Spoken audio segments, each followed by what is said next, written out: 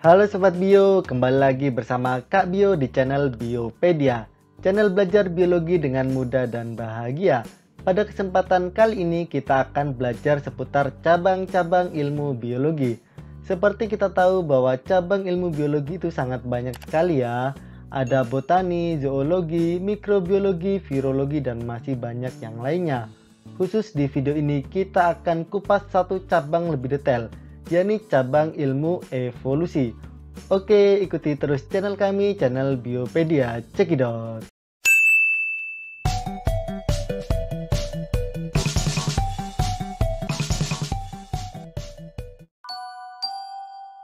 Tahukah Sobat Bio tanggal berapa hari evolusi atau Evolution Day diperingati?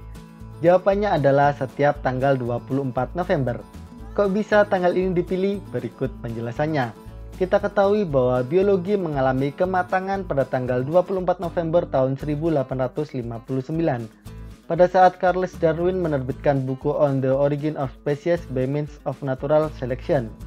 Buku tersebut menyajikan kasus-kasus yang meyakinkan tentang evolusi dan telah dapat menghubungkan apa yang sebelumnya dilihat sebagai suatu kumpulan fakta membingungkan dan tidak saling berkaitan menjadi suatu pandangan kohesif mengenai kehidupan. Darwin mengetengahkan berbagai topik yang populer dalam biologi, besarnya keanekaragaman dalam organisme, asal-usul organisme dan kekerabatan, kemiripan dan perbedaannya, penyebaran geografisnya dan adaptasi dengan lingkungan di sekitarnya. Lantas apa sih sebenarnya evolusi itu? Maka kita bahas terkait pengertian evolusi. Evolusi sendiri diambil dari bahasa Latin, yaitu evolver, yang memiliki makna keluar, berkembang, membuka lipatan atau menggulung.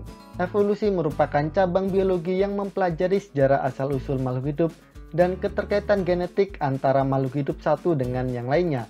Evolusi secara harfiah dapat diartikan sebagai perubahan perlahan-lahan.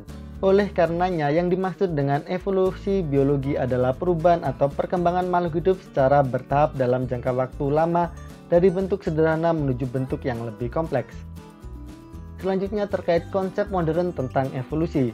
Evolusi didefinisikan oleh Janus tahun 1973 sebagai penurunan sifat melalui modifikasi. Sedangkan Lasker tahun 1976 merumuskan evolusi sebagai perubahan-perubahan dalam pengayaan sifat keturunan dengan modifikasi yang berkelanjutan melalui tahapan waktu. Sedangkan Campbell tahun 2003 mengartikan evolusi sebagai suatu proses yang telah mengubah bentuk kehidupan di atas bumi sejak bentuknya yang paling awal sampai membentuk keanekaragaman yang sangat luas seperti apa yang ditemukan sekarang ini. Setelah teori genetik dikembangkan dalam era modern ini, evolusi kini sering dilihat sebagai perubahan-perubahan dalam frekuensi gen antara populasi leluhur dengan populasi keturunannya. Meskipun diakui sangat mustahil bagi kita untuk secara langsung mengukur perubahan-perubahan kuantitatif antara kedua hal tersebut. Para ilmuwan tidak dapat mendeteksi perubahan-perubahan frekuensi gen, dan mereka menelusurinya melalui perubahan morfologi organisme dalam tahapan waktu. Dalam hal ini, analisis persamaan dan perbedaan makhluk hidup, khususnya dalam dunia binatang, merupakan dasar dari kajian evolusi. Salah satu kajian itu adalah keanekaragaman jenis binatang yang masih hidup maupun yang sudah mati. Dilihat dari segi ini, evolusi juga bisa didefinisikan sebagai perubahan-perubahan dalam jumlah dan jenis garis keturunan utama. Berikut Sobat Bio bisa lihat pada gambar ya. Gambar tersebut adalah evaluasi hewan bertulang belakang dari hewan sederhana seperti Hycocytes menjadi hewan vertebrata kompleks seperti mamalia, reptil, burung, dan ikan. Selanjutnya terkait Father of Evolution. Teman-teman Sobat Bio, tahukah siapa yang dijuluki sebagai Bapak Evolusi? Ini Kak Bio tampilkan gambarnya. Ayo, ada yang tahu siapa beliau? Ya benar, beliau adalah Charles Robert Darwin. Charles Robert Darwin yang lahir pada tanggal 12 Februari tahun 1809 dan meninggal pada tanggal 19 April tahun 1882 adalah seorang naturalis dan ahli geologi Inggris, paling dikenal untuk kontribusinya terhadap biologi evolusioner. Darwin mengemukakan bahwa semua spesies berasal dari nenek moyang bersama dan berkembang dari waktu ke waktu. Sekarang diterima secara luas dan dianggap sebagai konsep fundamental dalam ilmu pengetahuan. Darwin merupakan pelopor teori modern. Teori tentang evolusi merupakan pengamatannya ketika berlayar dengan kapal Beagle ke Kepulauan Galapagos. Melalui pengamatan dan kajian yang mendalam, akhirnya Darwin mengemukakan teori evolusinya lewat buku berjudul On the Origin of Species by Means of Natural Selection. atau asal mula spesies yang terjadi melalui seleksi alam. Buku tersebut diterbitkan pada 24 November tahun 1859. Ada dua teori yang ada dalam buku Darwin, yakni spesies-spesies yang hidup sekarang ini berasal dari spesies-spesies yang hidup di masa lalu. Lalu seleksi alam merupakan penyebab evolusi adaptif. Kemudian terkait julukan ahli evolusi.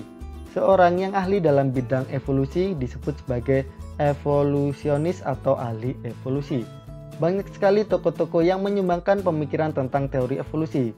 Di sini ada Aristoteles, Plato, Jean-Baptiste de Lamarck, Charles Robert Darwin, Alfred Russel Wallace, dan August Weismann. Selanjutnya terkait jenis-jenis evolusi.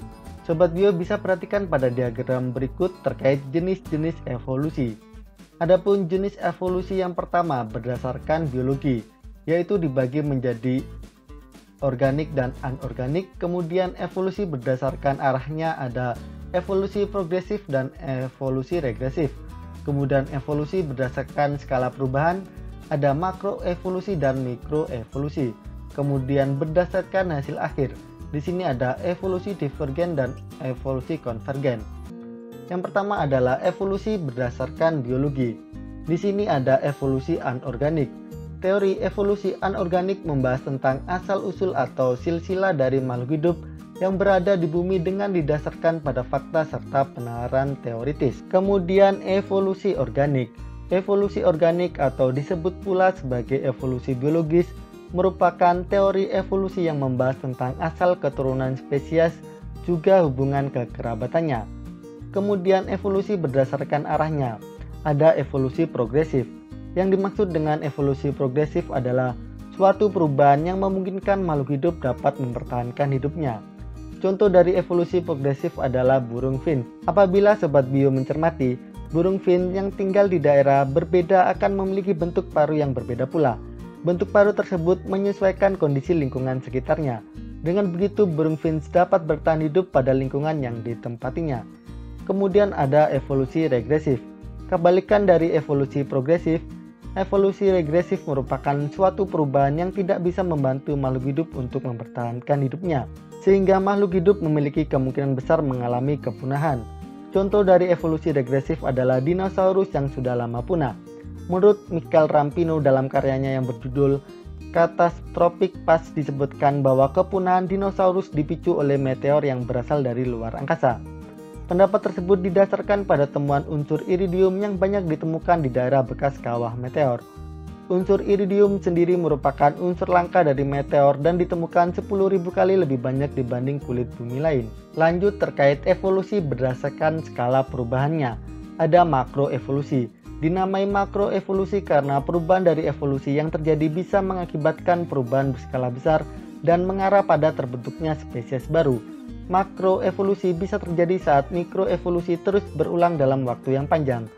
Perubahan yang terjadi menimbulkan perbedaan yang lebih besar dan nyata pada golongan di atas spesies sesuai taksonomi. Contoh makroevolusi adalah evolusi kemunculan bulu burung dari dinosaurus Theropoda. Selanjutnya ada mikroevolusi. Mikroevolusi merupakan evolusi yang menimbulkan perubahan dalam skala kecil. Berbeda dengan makroevolusi, mikroevolusi hanya mengarah pada frekuensi gen atau kromosom. Perubahan tersebut dapat terjadi karena 4 proses yang berbeda, yaitu mutasi, seleksi baik alami maupun buatan, aliran gen dan hanyutan genetik. Umumnya evolusi jenis ini dapat dipantau, misalnya pada evolusi bakteri yang diberi resistensi antibiotik. Kemudian evolusi berdasarkan hasil akhir. Yang pertama ada evolusi divergen. Evolusi divergen adalah munculnya individu baru dengan morfologi berbeda-beda meskipun memiliki garis keturunan yang sama. Contoh nyata dari evolusi ini bisa dilihat pada Euphorbia pulcherrima atau Kastuba dan Euphorbia echinus atau kaktus yang berasal dari garis keturunan yang sama tetapi morfologinya sangat berbeda. Perbedaan morfologi tersebut dapat terjadi karena tempat hidup dua spesies tersebut berbeda. Euphorbia pulchimera hidup di daerah yang lembab sehingga tetap memiliki daun yang normal. Sedangkan Euphorbia echinus atau kaktus hidup di daerah yang kering atau gurun sehingga terbentuk struktur duri dan akar yang panjang. Kemudian ada evolusi konvergen. Evolusi konvergen merupakan kebalikan dari evolusi divergen, yaitu munculnya individu baru dengan morfologi yang mirip tetapi berasal dari garis keturunan yang berbeda. Evolusi konvergen dapat dilihat pada ikan hiu dan lumba-lumba yang terlihat seperti kerabat dekat. Tetapi dua jenis ikan tersebut ternyata berasal dari kelas yang berbeda. Ikan hiu berasal dari kelas Pisces, sedangkan lumba-lumba masuk dalam kelas Mamalia. Pembahasan selanjutnya terkait prinsip evolusi. Evolusi didorong oleh dua mekanisme utama, yaitu seleksi alam dan hanyutan genetik. Apa itu seleksi alam? Seleksi alam merupakan sebuah proses yang menyebabkan sifat terwaris yang berguna untuk keberlangsungan hidup dan reproduksi organisme menjadi lebih umum dalam suatu populasi dan sebaliknya. Sifat yang merugikan menjadi lebih berkurang. Hal ini terjadi karena individu dengan sifat-sifat yang menguntungkan lebih berpeluang besar bereproduksi, sehingga lebih banyak individu pada generasi selanjutnya yang mewarisi sifat-sifat yang menguntungkan ini. Setelah beberapa generasi, adaptasi terjadi melalui kombinasi perubahan kecil sifat yang terjadi secara terus-menerus dan acak ini dengan seleksi alam. Sementara itu, hanyutan genetik merupakan sebuah proses bebas yang menghasilkan perubahan acak pada frekuensi sifat suatu populasi. Hanyutan genetik dihasilkan oleh probabilitas apakah suatu sifat akan diwariskan kepada suatu individu bertahan hidup dan bereproduksi. Walaupun perubahan yang dihasilkan oleh hanyutan dan seleksi alam kecil, perubahan ini akan berakumulasi dan menyebabkan perubahan yang substansial pada organisme. Proses ini mencapai puncaknya dengan menghasilkan spesies yang baru. Dan sebenarnya kemiripan antara organisme yang satu dengan organisme yang lain mensugestikan bahwa semua spesies yang kita kenal berasal dari nenek moyang yang sama melalui proses divergen yang terjadi secara perlahan ini. Selanjutnya ada 5 prinsip evolusi, yaitu yang pertama adalah spesies baru bukan merupakan bentuk dari yang paling sempurna yang langsung hidup, tetapi berasal dari bentuk sederhana yang belum terspesialisasi. Lalu yang kedua, evolusi tidak selalu dari yang sederhana ke kompleks. Ternyata banyak contoh evolusi regresif, yaitu dari bentuk kompleks menuju bentuk sederhana. Sebagai contoh adalah kasuari diturunkan dari burung bersayap yang dapat terbang kemudian berkembang menjadi kasuari yang tidak bersayap dan tidak dapat terbang. Lalu yang ketiga, pada suatu saat evolusi terjadi lebih cepat dari yang lainnya. Bentuk-bentuk baru muncul dan bentuk lama punah. Lalu yang keempat, laju kecepatan evolusi tidak berlangsung sama pada tiap-tiap organisme yang berbeda. Umumnya evolusi mula-mula berlangsung cepat pada saat spesies baru muncul dan kemudian diperlambat apabila kelompoknya terbentuk.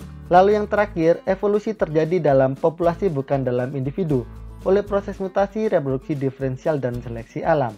Selanjutnya terkait bukti-bukti adanya evolusi. Evolusi yang telah kita bahas bukan hanya teori semata tanpa landasan. Teori evolusi tersebut sudah memiliki landasan dari beberapa bukti yang ditemukan oleh para ilmuwan. Dua bukti yang menjadi dasar teori evolusi adalah, yang pertama adalah variasi makhluk hidup yang berasal dari keturunan yang sama. Bukti yang satu ini bisa Sobat Bio buktikan sendiri dengan melihat lingkungan sekitar. Sobat Bio dapat melihat bahwa setiap individu dari keturunan yang sama tidak akan mempunyai genetik yang sama persis. Tiap keturunan yang dihasilkan pasti akan memiliki perbedaan, entah itu kebiasaan, ukuran warna, berat, dan lain sebagainya. Contoh dari variasi makhluk hidup adalah variasi genetik pada kupu-kupu, kumbang, kucing, pohon apel, dan lain-lain. Kemudian ada juga fosil. Fosil juga dapat menjadi bukti bahwa bumi ini mengalami evolusi. Berbagai macam fosil tumbuhan maupun binatang ditemukan di berbagai lapisan bumi. Dari temuan fosil tersebut, para ilmuwan dapat melakukan penelitian tentang struktur dan hal lain yang mengacu pada keadaan lingkungan di masa lampau. Bagaimana Sobat Bio? Itu tadi adalah penjelasan seputar evolusi, yang merupakan salah satu cabang ilmu dari biologi. Semoga penjelasannya bermanfaat dan mudah dipahami. Kalau menurut Sobat Bio masih ada yang membingungkan, jangan sungkan-sungkan langsung saja tanyakan di kolom komentar di bawah ini. Terus dukung channel ini dengan like dan share ke teman-teman kalian semuanya. Oke, cukup sekian dari Kak Bio. Ingat biologi, ingat Biopedia. Bye-bye.